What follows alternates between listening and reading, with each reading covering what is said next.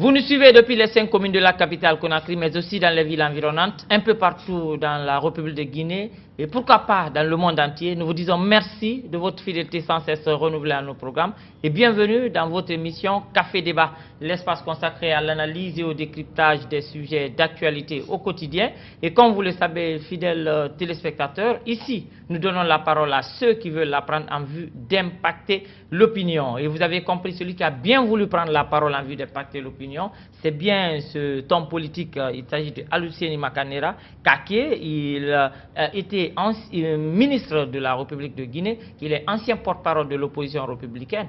L'homme qui vient d'ailleurs de changer de position, c'est-à-dire de l'opposition à la mouvance présidentielle. En tout cas, vous verrez tous les contours. Il est là sur ce plateau, Monsieur Makanera, désormais conseiller aussi à Boké. Bonsoir. Bonsoir. Et bienvenue dans Café Débat. C'est toujours un plaisir. Oui, puisque vous êtes un habitué de cette émission.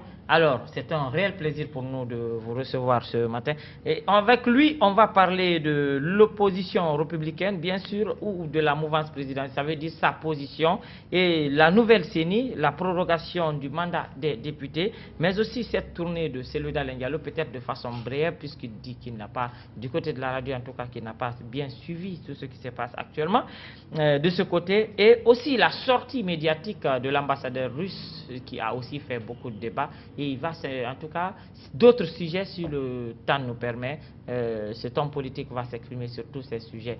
Alors, monsieur le conseiller, désormais, parce que vous dites que vous préférez ce nom qui est à cause du fait que c'est le tout nouveau. C'est tout nouveau poste. Voilà. Et je l'ai obtenu par élection. Alors, comment se porte d'abord votre parti politique, parce qu'on sait que vous êtes président d'un parti politique? Oui, je suis le président du Front National pour le Développement, FND.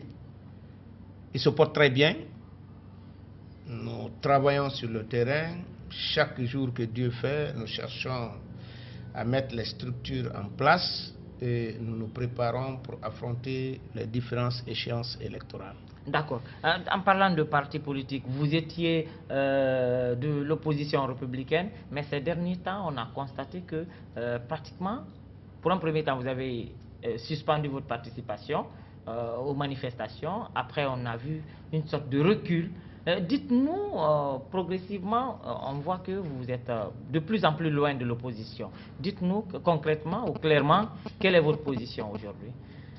Bon, pour être honnête avec vous, il faut dire que je suis aujourd'hui de la mouvance présidentielle. Waouh. Pour la simple raison, bien, j'avais commencé d'abord de me désolidariser par rapport aux manifestations en rapport avec l'installation des exécutifs. Pour la simple raison, j'ai estimé qu'on avait fait pire à Boké et ailleurs que ce qu'on reproche aux autres à Kindia. Donc je ne pouvais pas être dans cette marche avec mes bourreaux en tant que victime. Bourreau? Oui. Allez-y. En tant que victime. Voilà, parce que j'ai été victime. Puis, pendant que vous étiez déjà... oui, pendant que j'étais allié. Donc j'avais suspendu. Mais au fil du temps, j'ai compris que on allait de mal en pis.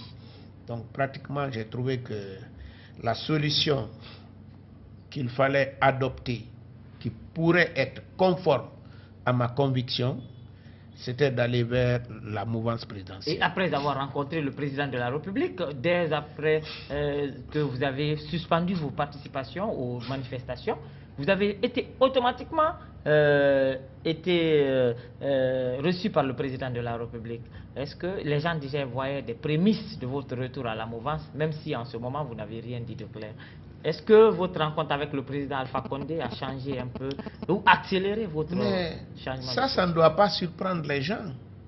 Quand je suis allé à l'opposition, c'est parce que je n'étais pas content avec Alpha. En Guinée, je vois les gens en font un problème. Vous connaissez le sens des assemblées générales où l'intervention des politiques dans les débats politiques en général, c'est pour le développement du pays. Mais particulièrement, c'est pour avoir plus de militants pour pouvoir réaliser les ambitions. Quelles que soient mes ambitions, quelles que soient mes compétences, si je ne suis pas écouté, si je ne suis pas au pouvoir, je ne peux pas les réaliser. Donc chaque homme politique cherche à avoir plus de Guinéens pour qu'il puisse être là où il y a professeur Alpha Condé aujourd'hui.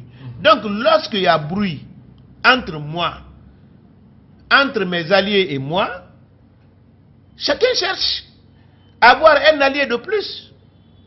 Donc il y a eu des démarches et j'ai trouvé là où je me sentais beaucoup plus à l'aise. C'est là-bas que j'ai choisi. Mais sauf que moi, c'est maintenant, peut-être à la radio, c'est maintenant que je me rends compte que vous avez rejoint la mouvance présidentielle. On n'a pas vu votre arrivée, en tout cas ça n'a pas été annoncé comme ce fut le cas de Jean-Marc Teliano. Ou bien, est-ce qu'on vous a d'abord tendu la main? Est-ce que vous êtes venu? Est-ce qu'on vous a d'ailleurs accueilli au sein de la mouvance? Il y a d'abord, Jean-Marc Teliano n'est pas Makanera. Et traditionnellement, moi c'est ma famille politique. Jean-Marc était un allié. Moi, j'étais du RPG Arc-en-Ciel. L'initiateur. Nous sommes les fondateurs. Donc, je ne peux pas absolument avoir les mêmes démarches qu'eux. Il y a eu un moment donné, il y a eu des incompréhensions. Avec le président ou la mouvance? Non, avec le président. J'ai toujours dit que je n'ai aucun problème avec le RPG Arc-en-Ciel. Ni avec les responsables du RPG Arc-en-Ciel. Il y a eu des incompréhensions au niveau de la gestion de mon département. Donc, ce qui a fait que je me suis senti frustré. J'étais frustré et conséquemment j'ai réagi. Donc, a priori, j'étais de cœur avec le RPG Arc-en-Ciel, mais ma raison était ailleurs. Donc c'est pourquoi j'étais au sein de l'opposition. Justement, l'opinion ne comprend pas votre position, M. Makanera, il faut le dire. Lorsque vous venez lors de l'Assemblée générale de l'UFDG, vous demandez pardon, vous présentez vos excuses publiquement à Cellou Dalein Diallo et vous le faites même garde-vous. Et après, vous dites publiquement que je suis le griot de Cellou Dalein. Le prochain président de la République, c'est Cellou Dalein Diallo. Et tout ça, après tout... Vous avez le courage de quitter ce pétieux alors que les archives existent. Tous les Guinéens, quand même, ont suivi cela. Et comment vous-même, ça ne vous gêne pas? Mais je crois qu'il faut élever le niveau de débat. D'abord, c'est ce qu'on fait là. D'abord, je vais vous dire, moi je pense reconnaître ses torts. Demander pardon à quelqu'un que vous avez estimé qui a été lésé par un acte que vous avez posé, c'est un acte plein de dignité et d'honneur. Parce que je ne prétends pas à être parfait. Je ne suis même pas un prophète, en plus forte raison Dieu, pour dire que je ne commets pas de faute, d'erreur. Je me suis rendu compte que j'ai utilisé une information erronée qui voudrait dire que tous ces leaders qui nous demandent ou qui demandent aux gens de sortir et de manifester, ils n'ont ni épouse ni enfant. Et j'ai cru qu'ils n'ont ni épouse ni enfant ici qui participent aux manifestations. J'ai cru. Parce que moi je ne vais pas mentir à quelqu'un.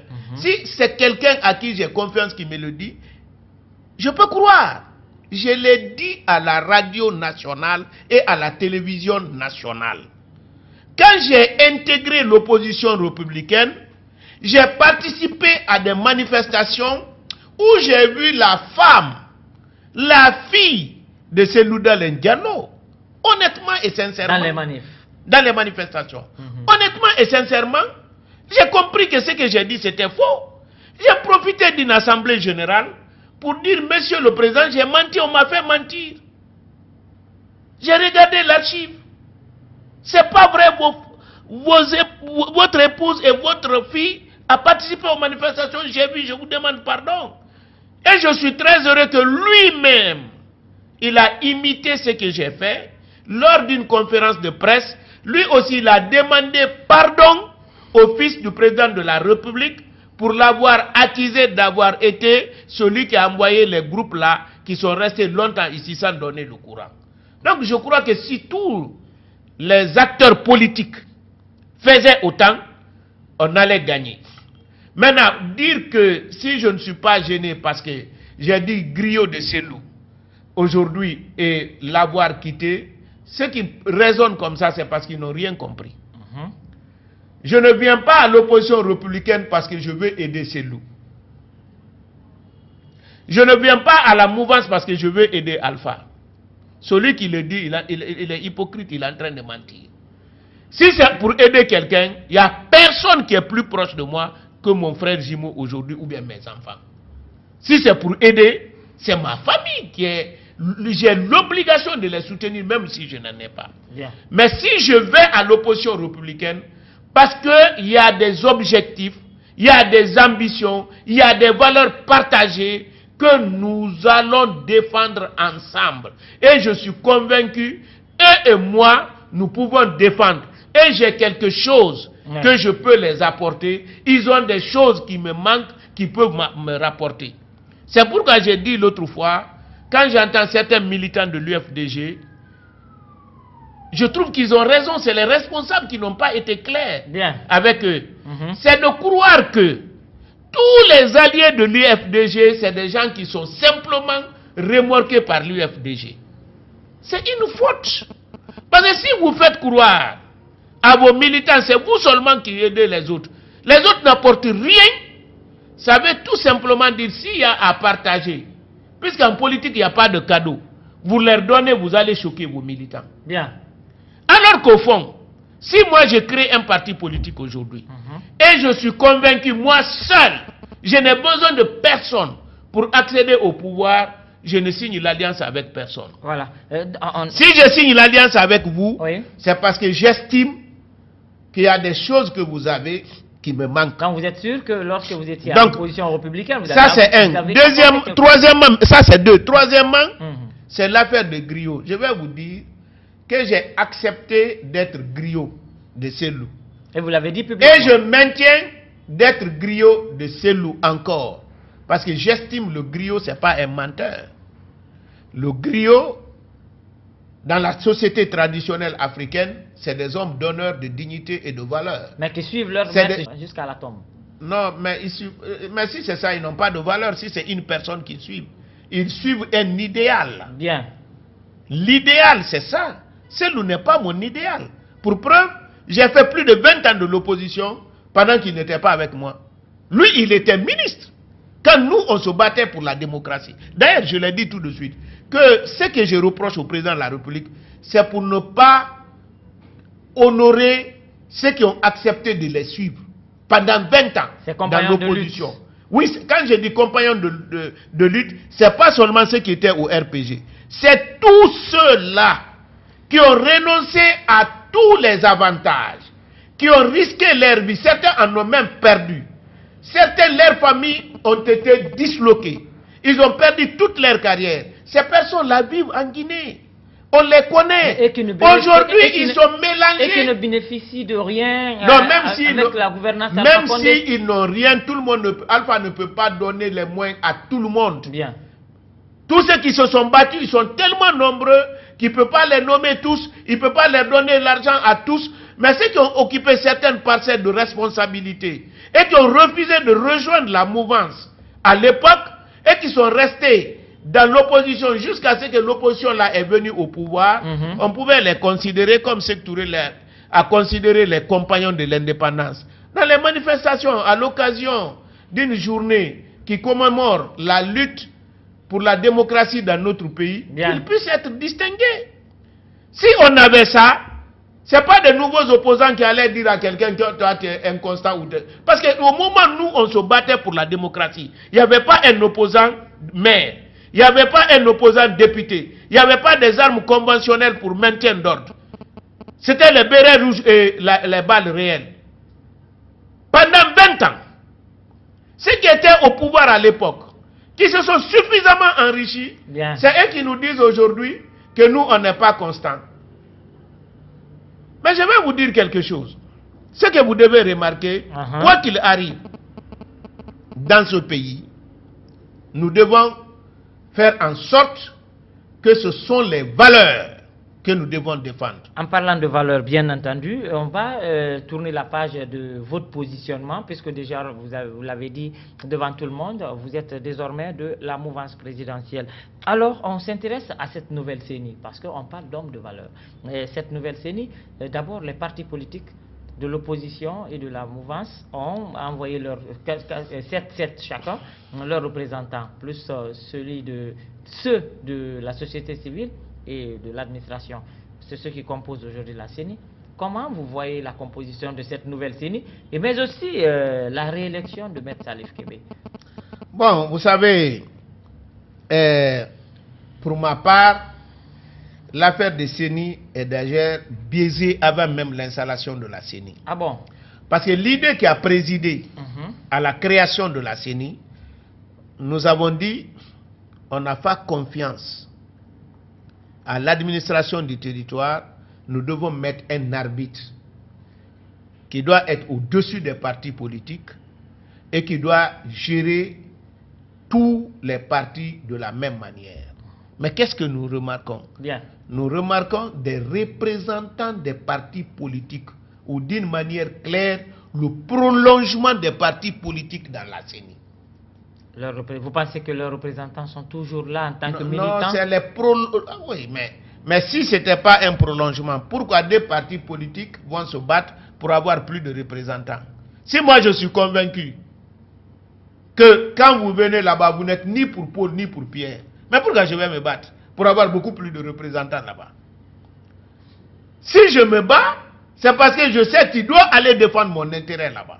C'est pourquoi moi je me suis dit... Mais après leur prestation de serment, ce ne sont plus des militants ni mais des représentants des partis politiques. Donc pourquoi alors on a des... C'est une question de transparence. Non, écoutez. Oui.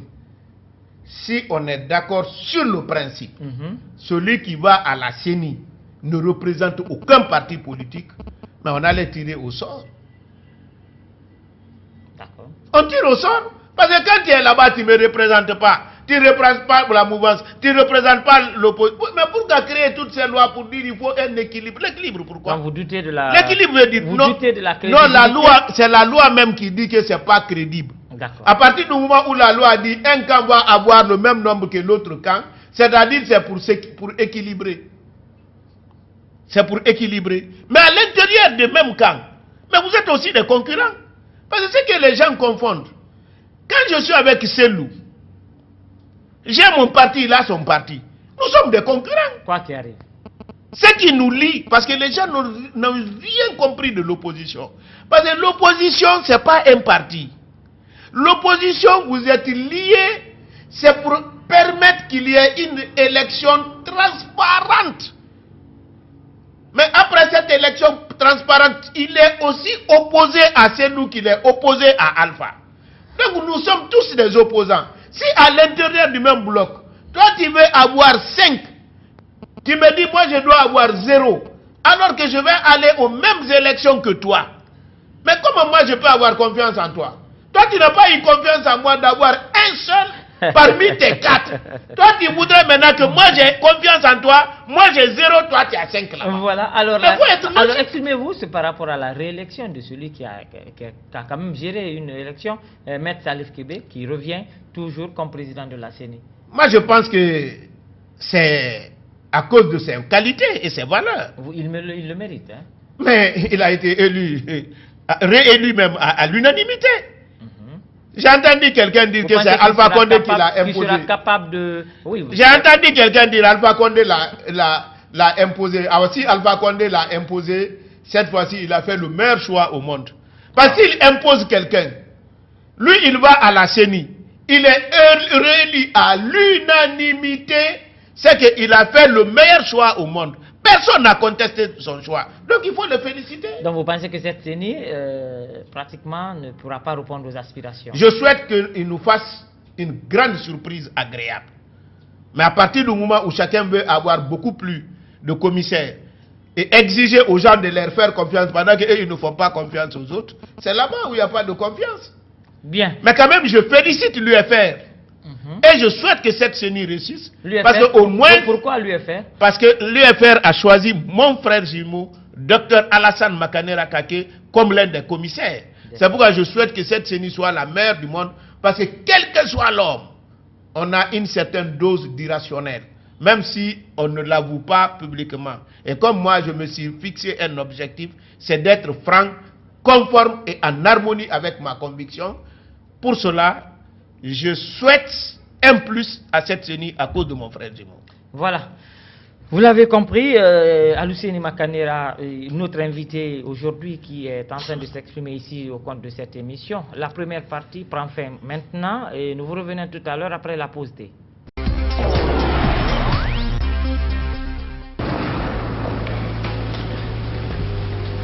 Il existe des choses qui nous donnent la force et l'audace d'aller au-delà de notre imagination. Le thé Akbar.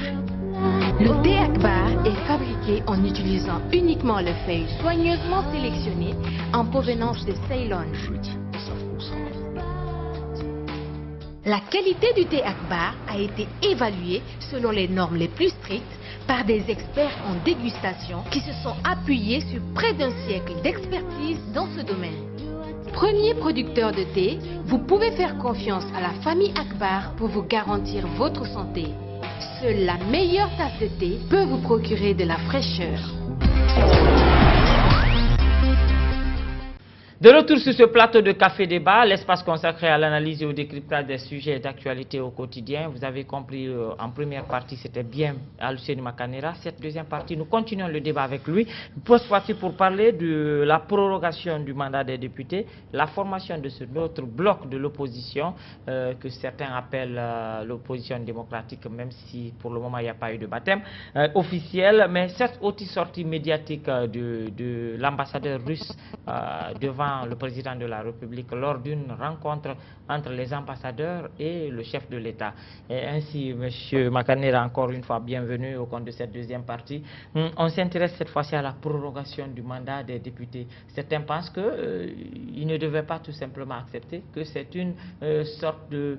que la loi a été pratiquement... je ne sais pas, on a pratiquement marché sur la loi. Je voudrais vous dire que ce n'est pas le président de la République qui a prorogé le mandat des députés, encore moins la Cour constitutionnelle. Là, je ne vous suis pas. Hein. Je dis ce n'est pas le président de la République, encore moins la Cour constitutionnelle. Comment, monsieur? Pour la simple raison, il y a une loi organique portant règlement intérieur de l'Assemblée nationale, dans son article 2, alinéa 5, qui dispose que l'Assemblée nationale reste en place jusqu'à l'installation d'une nouvelle Assemblée. Oui, mais lorsque vous dites que ce n'est pas le président qui a prorogé ce mandat, encore moins la Cour constitutionnelle, là je ne vous suis pas. Et que dites-vous de l'acte pris par le chef de l'État, en l'occurrence ce décret qui a prolongé le mandat des députés quand même? Si vous dites que ce n'est pas le président... Je vais encore peut-être descendre un peu plus bas. Je voudrais vous dire, entre le décret et la loi, n'importe quelle des lois, qu'est-ce qui est supérieur? C'est la loi. En principe. Maintenant, si la loi a déjà réglé, même si on prend le décret, qu'est-ce qui a réglé? Nul n'était ce décret. Est-ce que vous pensez que les députés allaient siéger? Mais ils allaient siéger, c'est pourquoi le président a demandé l'avis de la Cour constitutionnelle. S'il savait que la loi existait, il n'allait pas demander cette... Non, mais il peut... Bon, comme c'est pas... Tout ce qui n'est pas interdit est permis. Ça n'est pas interdit de demander l'avis. Mais ce qui est évident, la Cour constitutionnelle aussi a fondé sa décision sur cette loi. Cette loi qui voudrait dire que l'Assemblée nationale reste jusqu'à l'installation d'une nouvelle Assemblée. Donc vous ne pouvez pas dire que c'est le président qui a prorogé à partir du moment où la loi est là. Et pas n'importe quelle loi, une loi organique. Quand vous prenez l'hiérarchie des normes, après la Constitution, c'est la loi organique. Oui, mais lorsque la CENI a donné des arguments à la Cour constitutionnelle comme quoi elle ne pouvait pas organiser, et la Cour constitutionnelle a quand même n'a pas Vous vu savez, tout truc ça là, c'était... Oui, justement, mais quand même, il faut qu'on en parle. Écoutez, quand même, écoutez, la Cour constitutionnelle n'a pas accepté cela. Il a quand même dit au président de la République, voici la voie à suivre. Écoutez, Voilà. moi, je n'ai pas suivi cette démarche. Ah, mais de toutes les façons, elle c'est devait ce qui même s'est pas... passé. Je te dis... Mais c'est ce qui s'est passé. Je vous dis, cette démarche ne devait même pas exister. Pour la simple raison. Par rapport à la prorogation des députés, c'était déjà réglé. Par rapport à l'organisation des élections, mais ce n'est pas la CENI. La décision d'organiser les élections, les moyens pour organiser les élections, les lois pour organiser les élections ne dépendent pas de la CENI. Absolument. La CENI, c'est comme votre ouvrier. Vous voulez construire votre maison, c'est à vous de fixer le délai, c'est à vous de donner les moyens aux ouvriers de réaliser votre bâtiment. Si le bâtiment n'est pas construit, ce n'est pas aux ouvriers qu'on doit demander, mais c'est à celui, le propriétaire, le maître d'ouvrage. C'est à lui qu'on doit poser la question, parce que c'est lui qui donne tout. Donc allez demander à la CENI qu'est-ce que vous pouvez organiser. Non, ce n'est pas à la CENI. C'est au président de la République, qui est chef de l'exécutif. C'est à lui qu'on doit poser la question. Parce que d'ailleurs, la loi, notre constitution a consacré que le président de la République est le garant du fonctionnement normal et régulier de toutes les institutions. Bien. Donc c'est à lui et à lui seul à qui on doit s'adresser pour que les élections soient tenues à temps. Mais cela n'a rien à voir avec la prorogation des mandats. Mais le mandat des députés est déjà prorogé par la loi. L'autre question qui taraude un peu les esprits par rapport à cette prorogation de mandat, c'est le fait que l'État a attendu. Je vais parler d'abord de la CENI, mais aussi de l'Assemblée et de l'exécutif. Tout le monde a attendu jusqu'à ce que ce mandat soit expiré. Ça aussi, c'est un pan. Vous savez, moi, ce débat-là, je vois que les gens, ils ne comprennent pas. Oh, les gens comprennent. C'est pas la CENI. La CENI, elle veut organiser. D'accord. Mais il faut leur donner les moyens. Monsieur Makanera, oublions la CENI. Tout le monde a attendu jusqu'à ce que... Non, tout le monde n'a pas attendu. Moi, j'étais dans l'opposition. Nous avons toujours... Nous, on a même marché pour obtenir ces élections. Il y a eu des morts pour obtenir ces élections. Mais lorsque vous allez dire tout le monde a attendu... Nous parlons de ces élections législatives qui doivent venir. Mais toutes les élections, l'organisation des élections à temps. On n'a jamais dit l'organisation des élections communales à temps. On a toujours dit on marche pour que les élections soient organisées à temps.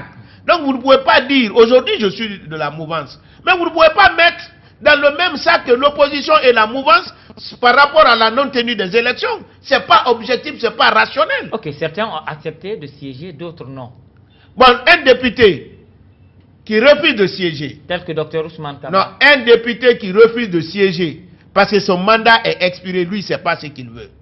Maintenant, s'il refuse de siéger pour autre motif, c'est son droit. Vous ne pouvez pas aller voter une loi à l'unanimité. Lorsqu'on doit appliquer cette loi, vous vous dites non, que vous ne le faites pas, alors que c'est vous qui avez voté, voté la loi. Personnalisons un peu ce côté. Le seul d'abord qui s'est exprimé publiquement, c'est Dr Ousmane Kaba qui dit qu'il ne va pas siéger. Vous pensez pour quelle raison? Justement parce qu'il dit que ce mandat est terminé. Ouais, c'est pas ce qu'il a fait à l'Assemblée, parce que s'il dit que ce mandat est expiré, alors qu'il a voté le règlement intérieur, la loi organique portant règlement intérieur de l'Assemblée, et il dit aujourd'hui il ne siège même pas maintenant là, c'est qu'il ne connaît pas comment l'Assemblée nationale fonctionne. Parce que même si toutes les élections étaient terminées aujourd'hui, ils allaient siéger jusqu'en avril. C'est pendant la session d'avril, les nouveaux députés seront installés. Si en avril, les nouveaux députés ne sont pas installés, c'est eux qui doivent continuer, parce que c'est les députés là qui ont voté cette loi. C'est le député qui dit maintenant je ne siège pas. Moi je me demande pourquoi alors il a voté. Mais si eux-mêmes ne respectent pas la loi que eux ils votent, mais qui va les respecter? Justement, pendant ce temps, d'autres politiciens pensent tout simplement qu'il faut aller barrer le chemin en allant s'attrouper à la devanture au siège du Parlement. Comment analysez-vous la position de ceux-ci?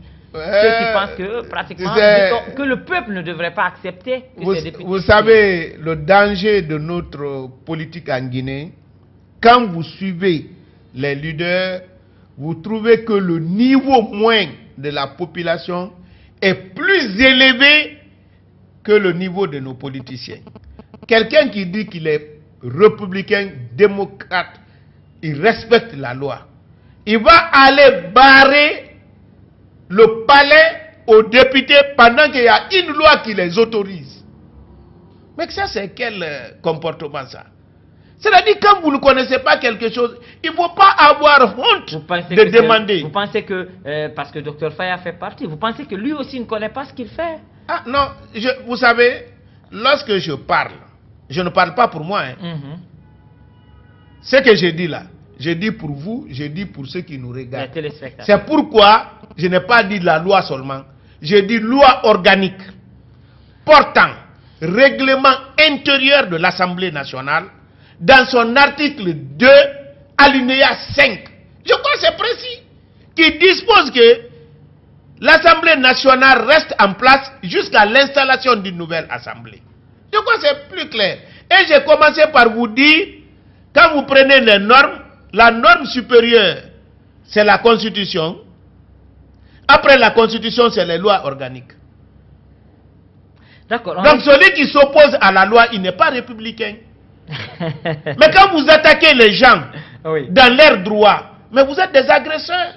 Vous êtes des hors-la-loi. C'est ce qu'on appelle hors-la-loi. C'est ce que la loi a autorisé. Si vous vous opposez à ça, vous êtes hors-la-loi. D'accord. Voilà. Maintenant qu'il s'appelle Faya ou autre, c'est pas ce que je cherche. Moi, je dis, n'importe qui aujourd'hui s'oppose aux députés parce qu'ils veulent siéger, il est hors la loi. Bien, vous avez compris, Aluseni Makanera Kake, c'est ça, hein, l'homme avec beaucoup de discours. Vous avez compris, on va continuer toujours dans les mêmes sièges politiques.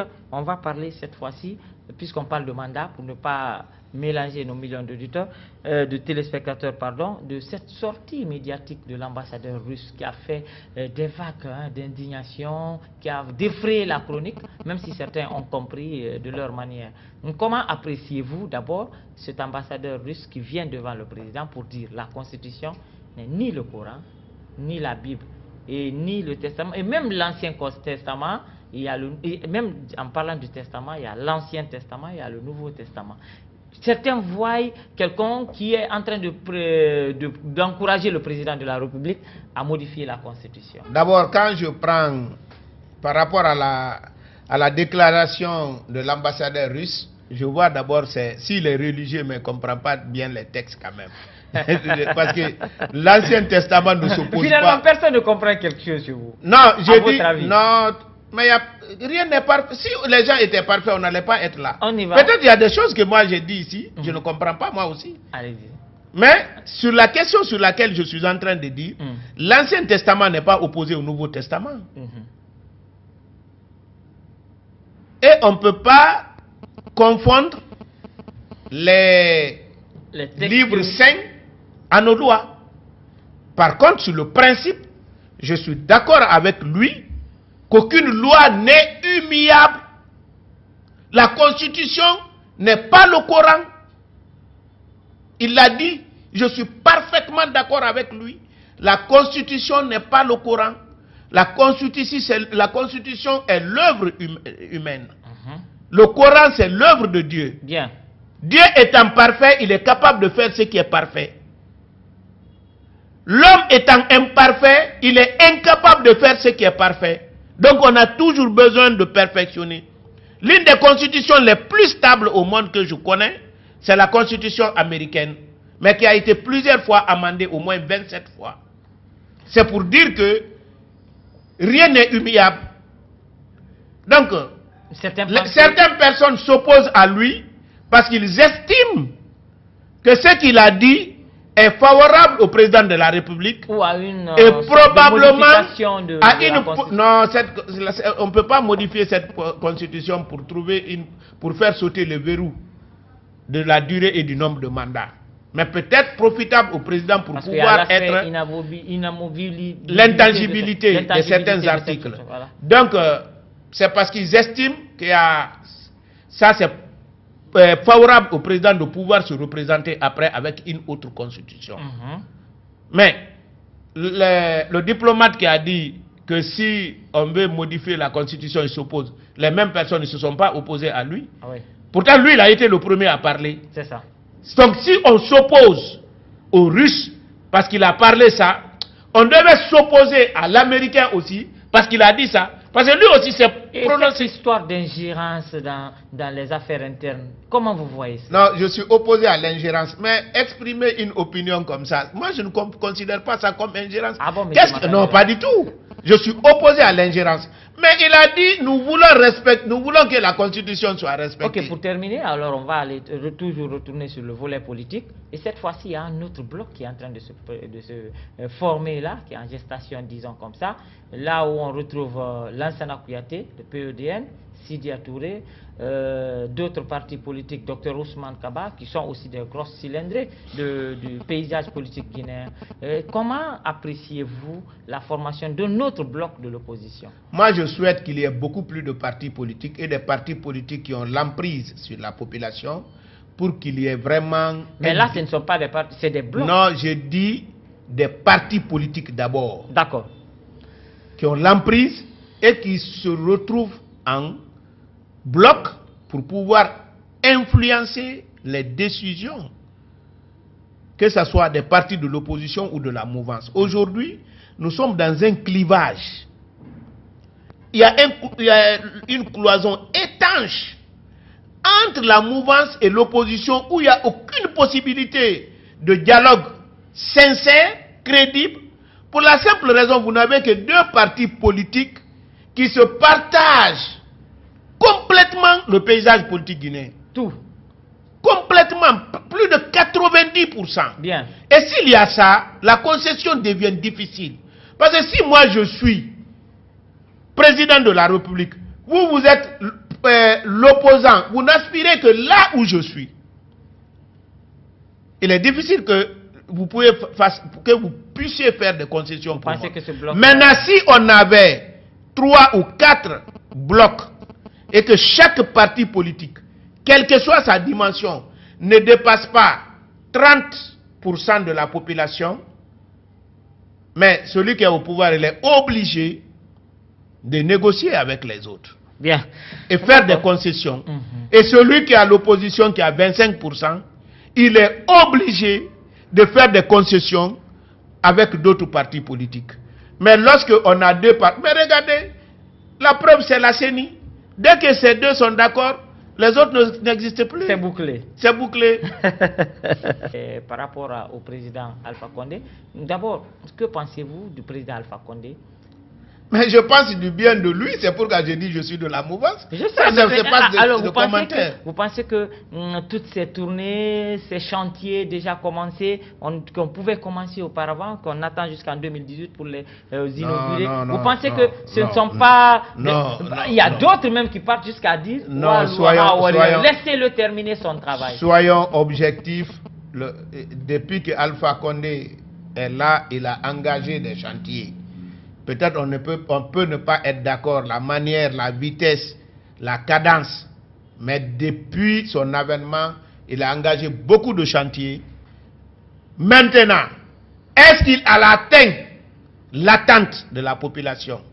Ça, c'est une autre question. Oui. Mais la question fondamentale, est-ce que ceux qui veulent être à sa place pourront faire comme lui et le dépasser? Ça, c'est une autre question. Ok. Voilà le véritable débat. Ce n'est pas nous qui sommes contre le troisième mandat. Le troisième mandat, c'est la constitution guinéenne qui s'oppose à ça. Et comme la constitution guinéenne est le reflet de la volonté de tout le peuple de Guinée, donc il n'y a pas de troisième mandat. Mais si demain, il y a une loi qui permet à Alpha Condé d'être candidat, moi je le soutiendrai et je voterai pour lui. Cette loi pourra venir? Mais on a dit que la constitution n'est pas incohérente. C'est cette constitution qui l'interdit. Vous pensez déjà... Et les constituants d'aujourd'hui ne peuvent pas lier les constituants de demain. Ça veut dire quoi? Vous qui avez fait la loi aujourd'hui, vous ne pouvez pas dire que ceux qui feront la loi demain... Ça sous-entend un référendum. Non, ça, moi j'ai été clair, mon frère. J'ai dit, je suis contre le troisième mandat parce que la constitution actuelle est opposée. C'est pas celle-là, c'est pas autre, c'est parce que la constitution actuelle ne veut pas. Mais si demain, la Constitution lui permet d'être candidat, je voterai pour lui. Je crois que je suis très clair. Pour terminer, c'est Loudalin Diallo, aujourd'hui politiquement un peu déstabilisé. Beaucoup ont quitté. Il est en train de faire des tournées à l'extérieur. Que pensez-vous de Cellou Dalein aujourd'hui, politiquement? Non, je ne veux pas parler de Cellou Dalein en tant que personne physique. Moi, politiquement. Non, je ne parle pas de Cellou Dalein en tant que personne physique. Nos relations, c'était de très bonnes relations humaines, de fraternité, de collaboration. Maintenant, par rapport au parti, j'ai expliqué ce qui m'a opposé au parti. Par rapport à ma réticence de les soutenir, je l'ai dit, c'est le fait que nous sommes déjà dans l'opposition. On est capable de négocier avec la mouvance, faire des lois sur mesure, léser même nos propres alliés. Est-ce que moi je peux être rassuré demain? Si nous sommes au pouvoir, on ne va pas faire des constitutions qui peut entraîner un déséquilibre de pouvoir beaucoup plus en faveur du parti qui est au pouvoir. Mais vous avez dit il y a quelque temps, Cellou Dalein, c'est la présidente de la République en 2020. Oui, mais si je suis parti là-bas, c'est parce que je le croyais sincèrement. Et maintenant? Mais si j'ai quitté, c'est parce que je ne crois pas maintenant. Il ne sera pas. Mais c'est-à-dire, on crée des problèmes là où il n'y en a pas. Lorsque moi je... Monsieur Makanera, en 2020, est-ce que Cellou Dalein sera président? Mais si je croyais à ça, je serai avec lui encore. Merci. Mais je vais vous dire quelque chose. Lorsque moi j'ai créé mon parti, je deviens candidat, ça veut tout simplement dire que j'ai dit que tous les autres candidats, personne ne peut être président. C'est pourquoi je suis candidat. Jusqu'au moment où les résultats vont tomber, c'est moi qui suis le président dans ma tête et dans ce que je fais.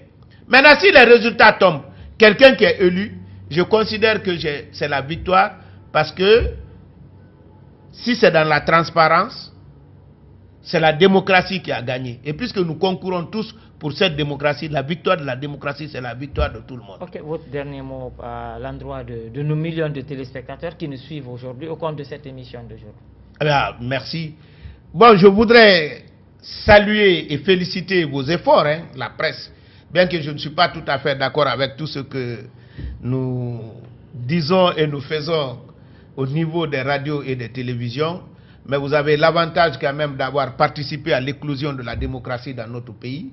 Pas vous, en tant que journaliste et individu en face de moi, mais votre corporation, parce que je sais que les premiers, pendant les années 90, ils ont travaillé dans les conditions difficiles avec tout le risque. Oui. Donc vraiment, je vous exhorte à continuer et à les emboîter le pas et demander à la population guinéenne de considérer que cette démocratie est venue pour soulager, est venue pour nous unir.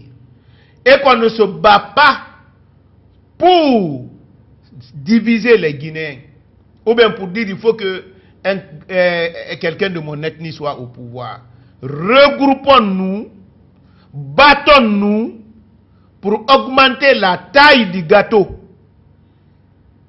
Et aussi battons-nous beaucoup plus pour la répartition équitable de ce gâteau.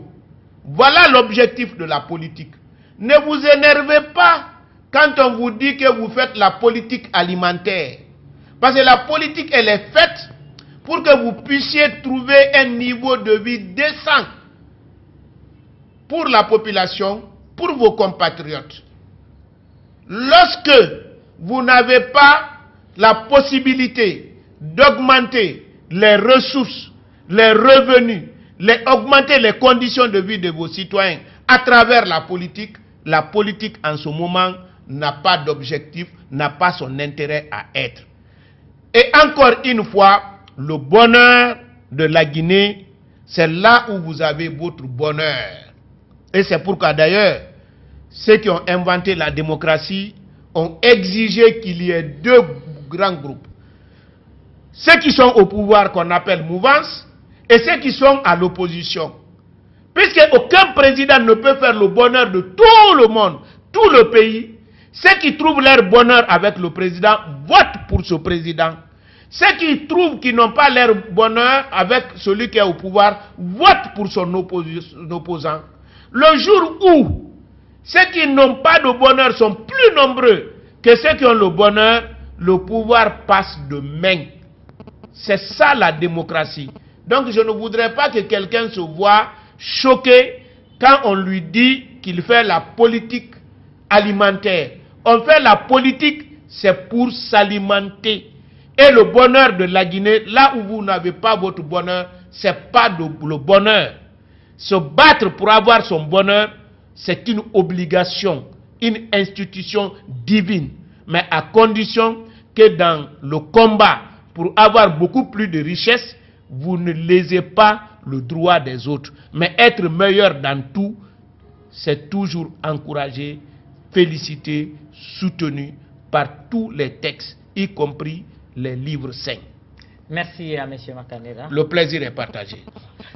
Voilà, c'est ainsi que prend fin cette émission au compte de ce deuxième numéro de la semaine. Rendez-vous demain donc au compte d'un autre numéro. Mais d'ici là, prenez soin de vous. Merci et au revoir.